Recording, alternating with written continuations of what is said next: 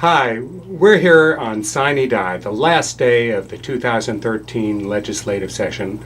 I'm here with Sean Johnson. Sean is our Managing Director for Political and Legislative Affairs. Sean, tell us what made this such a great legislative session. This session is going to be remembered for us being successful in passing a statewide fair share bill. This year we passed House Bill 667 and Senate Bill 422. They are identical bills that allow our local affiliates to engage in negotiations with local school boards if they do not already have representation fees, that this becomes a new mandatory subject of bargaining. This has been an issue that over the years we've had to piecemeal. There have been patchwork approaches of getting fair share bills jurisdiction by jurisdiction, even local association by local association. And by being able to pass a statewide bill, we are going to treat all educators in the same way, regardless of jurisdiction, as it relates to if representation fees exist in that school district or not. It's going to be locally determined, so the work is not done just with the passage of this bill, but this bill allows it to happen, requires the negotiation to happen. It is a huge victory for MSEA, and I've been incredibly proud to be a part of it.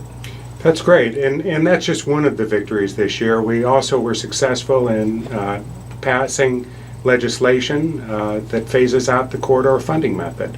Can you tell us about that? Yeah, another big issue for MSEA year over year is about retirement security. And the state of Maryland has artificially depressed what its contribution into the pension fund would be year over year through this funding method that you've written about and spoken about previously, the corridor funding method.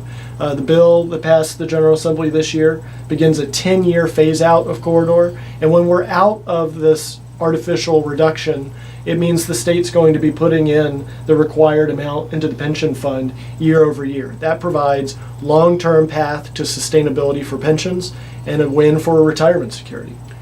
There's another change coming up this next year, another challenge for us that has to do with the election, the statewide election in 2014. Can you tell us what's different about that?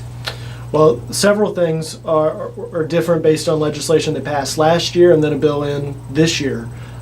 First, while Election Day hasn't changed, we're still here on Sine Die. We're still 500 plus days away from a November general election in 2014. But the primary date changed to the last Tuesday in June. That means we are 442 days away from the primary election day. Campaign 2014 starts tomorrow. It started weeks ago. And our engagement in Campaign 2014 will be earlier than any prior election cycle for MSEA. I think our victory on fair share and corridor and a slew of other bills that we've engaged in this year and any year really underscores the importance of elections. Elections matter. While other states are going backwards on labor rights and engaging in right-to-work practices, not in Maryland. We pass a statewide fair share bill.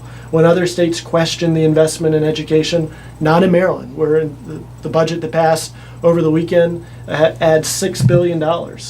That's the state aid for public schools is $6 billion, record level. And so Maryland charts a new course, a different course than maybe what you see in other places. And it's because of the leaders that we have. The governor, the lieutenant governor, members of the state senate and state House of Delegates and the General Assembly work with MSEA as a partner in solving big issues and in addressing priority issues that we all share. And so it's very important that we engage in the campaign of 2014 in a big way, in a meaningful way.